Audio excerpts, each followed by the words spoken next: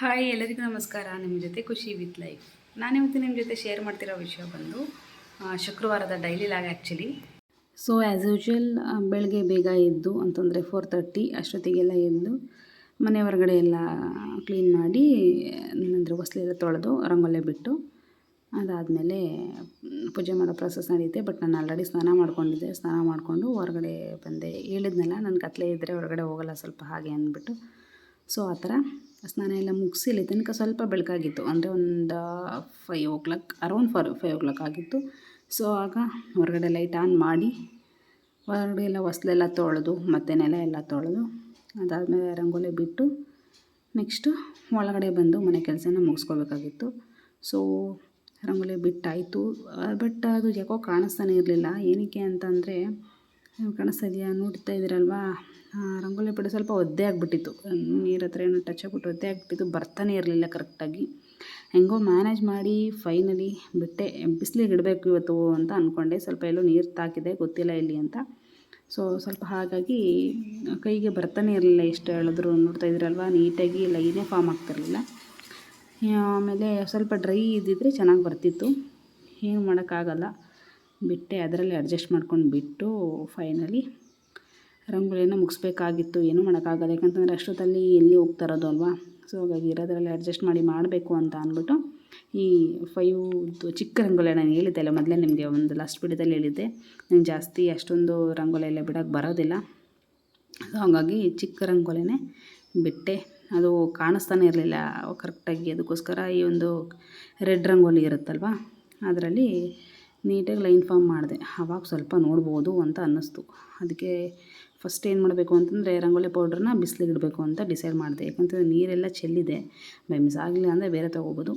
ಸ್ವಲ್ಪ ಇದೆ, ಬಟ್ ನೋಡೋಣ. ನೋಡಿ ಫೈನಲಿ ರಂಗೋಲಿ ಆಯಿತು. ಅದಾದಮೇಲೆ ಆ ಕಡೆ ಈ ಕಡೆ ಸೈಡಲ್ಲಿ ಒಂದು ನೇಮ್ ಬರೀತೀನಿ ನೋಡಿ, ಅದು ಯಾರ್ದು ಅಂತ ಹೇಳಿ ನೀವೇ. ನೋಡ್ತಾ ಇದ್ದೀರಲ್ವಾ, ಎಸ್, ಜಯ ಮತ್ತು ವಿಜಯ ಅಂತ ಹೇಳ್ಬಿಟ್ಟು ಎರಡು, ಆ ಕಡೆ ಹೊಸ್ಲಿಗೊಂದು ಈ ಕಡೆ ಹೊಸ್ಲಿಗೊಂದು ಬಿಡಬೇಕು. ಯಾವಾಗಲೂ ನೀವು ಆ ಥರ ಅಭ್ಯಾಸ ಮಾಡ್ಕೊಂಡಿಲ್ಲ ಅಂದರೆ ಮಾಡ್ಕೊಳ್ಳಿ, ತುಂಬ ಒಳ್ಳೆಯದು. ಅಂದರೆ ದ್ವಾರಪಾಲಕರು ಅಂತ ಹೇಳ್ತಾರೆ ಅವರನ್ನು. ಸೊ ಹಾಗಾಗಿ ತುಂಬ ಒಳ್ಳೆಯದು. ಮನೆಯಲ್ಲಿ ಈ ಥರ ಎಲ್ಲ ಮಾಡಿಕೊಂಡ್ರೆ ನಾವು ಏನೇ ಕೆಟ್ಟ ಶಕ್ತಿ ಇದ್ರೂ ಹೊರಗಡೆನೇ ನಿಲ್ತಾರೆ ಅಂತ. ಯಾವಾಗಲೂ ಒಳ್ಳೆಯದೇ ಬರಲ್ಲ ಅಲ್ವಾ. ಕೆಲವೊಮ್ಮೆ ನಮ್ಮ ಗ್ರಹಚಾರ ಇದಾದರೆ ಇವರು ಬರ್ತಾ ಇರ್ತಾರೆ. ಸೊ ಹೇಳೋದು ಬೇಡ, ಬಟ್ ಬರಬೇಕಾದ್ರೆ ಅವರು ದ್ವಾರಪಾಲಕರನ್ನ ಮುಟ್ಟಿ ಬರಬೇಕಲ್ವ. ಸೊ ಹಾಗಾಗಿ ಎಲ್ಲ ಒಳ್ಳೆಯದಾಗುತ್ತೆ ಅಂತ ಹೇಳ್ಬಿಟ್ಟು ಹಂಗೆ ಬರೆಯೋದು ನೋಡಿ. ಅದಾದಮೇಲೆ ಮನೆಯೆಲ್ಲ ನೀಟಾಗಿ ಒರೆಸ್ದೆ. ಆಲ್ರೆಡಿ ಒರೆಸಿದ್ದೆ, ಬಟ್ ಏನಕ್ಕಪ್ಪ ಅಂತಂದರೆ ಹಿಂಗೆ ಓಡಾಡಿ ಸ್ವಲ್ಪ ಹೆಜ್ಜೆ ಗುರುತಾಗುತ್ತೆ. ಸೊ ಹಾಗೆ ಒರೆಸಿದಾದಮೇಲೆ ಪೂಜೆಗೆಲ್ಲ ರೆಡಿ ಮಾಡಿ ಆಲ್ರೆಡಿ ದೀಪ ಎಲ್ಲ ಹಚ್ಚಿ ನಂದು ಮಂತ್ರ ಏನಿರುತ್ತೆ ಎಲ್ಲ ಆಗಿತ್ತು. ಅದಾದಮೇಲೆ ಪೂಜೆ ಮಾಡಿದೆ. ಪೂಜೆ ಮಾಡಾದ್ಮೇಲೆ ನೋಡಿ ಹೊರಗಡೆನೂ ಬಂದು ಧೂಪ ಎಲ್ಲ ಹಾಕಿ ಬೆತ್ತು ಕರ್ಪೂರದ ಆರತಿಯನ್ನು ಬೆಳಗಿ ನೆಕ್ಸ್ಟು ಹೊರಗಡೆನೂ ಹೋಗಿ ಪೂಜೆ ಮಾಡಿದೆ. ನೋಡ್ತಾ ಇದ್ದೀರಲ್ವ. ಸೊ ಇವತ್ತಿನ ಪೂಜೆ ಇದಾಗಿತ್ತು. ಏನಪ್ಪ, ನನಗೆ ಅರ್ಲಿ ಮಾರ್ನಿಂಗಲ್ಲಿ ಪೂಜೆ ಮಾಡೋದು ಅಂದರೆ ತುಂಬ ಇಷ್ಟ. ನೀವು ಕೂಡ ಹಾಗೆ. ನಾನು ನೋಡಿ ಇನ್ನೂ ಎಷ್ಟು ಕತ್ಲಿದೆ ಅಂತ ಹೇಳ್ಬಿಟ್ಟು ಫೈನಲಿ ಎಷ್ಟೊತ್ತಿಗೆದ್ರೂ ಬೆಳಗ್ಗೆ 6 ಗಂಟೆ ಆಗೇ ಬಿಡುತ್ತೆ. ಶಾರ್ಪ್ 6 ಗಂಟೆ ಆಗೇ ಬಿಡುತ್ತೆ. ಎಲ್ಲ ಪೂಜೆನೂ ಮುಗಿಸಿ ನಾನು ನಮ್ಮ ದೇವ್ರ ಪೂಜೆ ಮಾಡ್ತಾಯಿದ್ದೆ. ಅಂದರೆ ನಮ್ಮದು ಲಿಂಗ ಪೂಜೆ ಏನಿದೆ ಅದನ್ನು ಮಾಡಿ ಮುಗಿಸ್ಬೇಕು. ನಾವು ಯಾವುದೇ ಪೂಜೆ ಮಾಡಿದ್ರೂ ಫೈನಲಿ ಇದು ಮಾಡಲೇಬೇಕು ನಾವು. ಎಲ್ಲ ಮುಗಿಸಿ ಎಲ್ಲ ಪೂಜೆ ಆದಮೇಲೆ ಹೊಸ್ಲು ಪೂಜೆ ಮತ್ತು ದೇವ್ರ ಪೂಜೆ ಎಲ್ಲ ಆದಮೇಲೆ ಈ ಶಿವನ ಪೂಜೆ ಅಂತೂ ಮಾಡಬೇಕು. ನೋಡ್ತಾ ಇದ್ದೀರಲ್ವಾ, ಈ ಥರ ನಾವು ಶಿವರಾತ್ರಿಯಲ್ಲಿ ಮಾಡಿ ತೋರಿಸಿದ್ನಲ್ಲ ಅದೇ ಥರ. ಬಟ್ ಶಿವರಾತ್ರಿಯಲ್ಲಿ ತುಂಬ ನೀರುಗಳನ್ನು ಹಾಕಿದ್ದೆ, ಅಭಿಷೇಕ ಮಾಡಿದ್ದೆ. ಬಟ್ ಇದರ ಹಂಗಲ್ಲ, ಬರೀ ನೀರು ಮಾತ್ರ ಹಾಕಿ ಪೂಜೆನ ಮಾಡ್ತೀನಿ. ಈ ಥರ ಮಾಡಿ ಲಾಸ್ಟಲ್ಲಿ ನನಗೆ ಈ ಲಿಂಗ ಪೂಜೆ ಮಾಡಿದ್ರೆ ತುಂಬ ಒಳ್ಳೆಯದು. ಅಂದರೆ ಗೊತ್ತಿರುತ್ತೆ, ಈ ಲಿಂಗಾಯತರು ಇರೋರಿಗೆ ಈ ಪೂಜೆ ಮಾಡಿದ್ರೆ ಎಷ್ಟು ಒಳ್ಳೆಯದು ಅಂತ ಗೊತ್ತಿರುತ್ತೆ. ನಮ್ಮ ಯಾವಾಗಲೂ ವೇರ್ ಮಾಡಿರ್ತೀವಲ್ವಾ ಕರಡ್ಗನ. ಸೊ ಅದು ನಮಗೇನೇ ಪ್ರಾಬ್ಲಮ್ ಆದರೂ ಅದು ತಡೆಯುತ್ತೆ ಅನ್ನೋದೊಂದು ನಂಬಿಕೆ ಇದೆ ನಮಗೆ. ಏನೇ ಕೆಟ್ಟ ಶಕ್ತಿ ಇದ್ರೂ ಅದು ತಡೆದಾಕುತ್ತೆ ಅನ್ನೋದು ನಂಬಿಕೆ. ಮತ್ತು ಯಾವುದೇ ಥರ ಪ್ರಾಬ್ಲಮ್ ಆಗೋಲ್ಲ. ಅದು ನಮ್ಮ ಜೊತೆಗಿದ್ದರೆ ದೇವರೇ ನಮ್ಮ ಜೊತೆ ಇದ್ದಾರೆ ಅನ್ನೋ ಥರ ಫೀಲು. ಸೊ ಹಾಗಾಗಿ ಯಾವಾಗಲೂ ಹಾಕಿ ಅಂತ ರೆಫರ್ ಮಾಡ್ತೀನಿ ನಾನು. ಅದಿಲ್ಲ ಅಂದ್ರೂ ಪರವಾಗಿಲ್ಲ. ಬೇರೆಯವರಿಗೆ ಲಿಂಗ ಈ ಥರ ಲಿಂಗ ಇಲ್ಲ ಅಂತಂದರೆ ಮಾಮೂಲಿ ಅಂಗಡಿಯಲ್ಲಿ ಸಿಗುತ್ತಲ್ವ, ಆ ಥರ ಲಿಂಗನೂ ನಾವು ಪೂಜೆ ಮಾಡ್ಬೋದು. ನೋಡಿ ಫೈನಲಿ ಪೂಜೆ ಈ ಥರ ಆಯಿತು. ಕತ್ಲೆ ಥರ ಕಾಣಿಸ್ತಿದೆ ನೋಡಿ. ಇವಾಗ ಪೂಜೆ ಮುಗಿಸಿ ವಾಕ್ ಹೋಗೋಣ ಅಂತ ಅಂದ್ಬಿಟ್ಟು ಬಂದ್ವಿ. ನೋಡಿ ಮನೆಯಿಂದ ಹೊರಗಡೆ ಬಂದು ವಾಕಿಗೆ ರೆಡಿ ಆದ್ವಿ. ಸೊ ಇವಾಗ ಹೊರಡೋಣ ಬನ್ನಿ. ನೋಡಿ ಹೀಗೆ ವಾಕಿಗೆ ಬಂದ್ವಿ. ವಾಕ್ ಮಾಡ್ತೀವಲ್ಲ ಆ ರೋಡ್ ಇದು. ನೋಡಿ ಹೇಗಿದೆ ಅಂತ, ಚೆನ್ನಾಗಿದೆ ಅಲ್ವ. ಎಷ್ಟು ಇಬ್ನಿ ಇತ್ತು ಅಂತಂದರೆ ತುಂಬ ಇಬ್ನಿ ಇತ್ತು. ತಲೆ ಮೇಲೆ ಎಲ್ಲ ಪಟ ಅಂತ ಬೀಳ್ತಾಯಿತ್ತು, ಅಷ್ಟು ಇಬ್ನಿ ಇತ್ತು. ನೋಡಿ ಈಗ ಕಾಣಿಸ್ತಾ ಇದಿಲ್ಲೆಲ್ಲ ಗದ್ದೆ ಬೈಲು ಅಂತ ಹೇಳ್ತಾರಲ್ಲ ಆ ಥರ ಇದೆ. ಎಷ್ಟೊಂದು ಜನ ವಾಕಿಂಗ್ ಮಾಡ್ತಾಯಿದ್ದಾರೆ ಅಂತಂದರೆ ತುಂಬ ಜನ ಬರ್ತಾರೆ ಇಲ್ಲಿ, ತುಂಬ ಜನ ಇಲ್ಲಿ ವಾಕಿಂಗ್ಗೆ ಬರ್ತಾರೆ. ಅದಾದಮೇಲೆ ಬರೋವಂಥ ಒಂದು ದಾರಿಯಲ್ಲಿ ಇಲ್ಲೊಂದು ದೇವಸ್ಥಾನ ಇದೆ. ದೇವಸ್ಥಾನದಲ್ಲಿ ದರ್ಶನ ಮಾಡಿ ನಂತರ ಪ್ರಸಾದನವನ್ನು ಪಡ್ಕೊಂಡು ಬಂದ್ವಿ. ನೋಡಿ ಹೇಗಿದೆ ದೇವರು ಅಂತ. ಇದು ಕೂಡ ಮಹದೇಶ್ವರ ಅಂತ ಹೇಳ್ಬಿಟ್ಟು ನೋಡಿ ಇಲ್ಲಿ ರಂಗೋಲಿ ಎಲ್ಲ ಬಿಟ್ಟು ಅಲ್ಲೂ ರೆಡಿ ಮಾಡಿದ್ದಾರೆ. ಮಕ್ಕಳ ಮಹದೇಶ್ವರ ದೇವಸ್ಥಾನ ಅಂತ. ನಾನು ಧನುರ್ಮಾಸದಲ್ಲಿ ಜಾಸ್ತಿ ಈ ದೇವಸ್ಥಾನಕ್ಕೆ ಬರ್ತಿದ್ದೆ.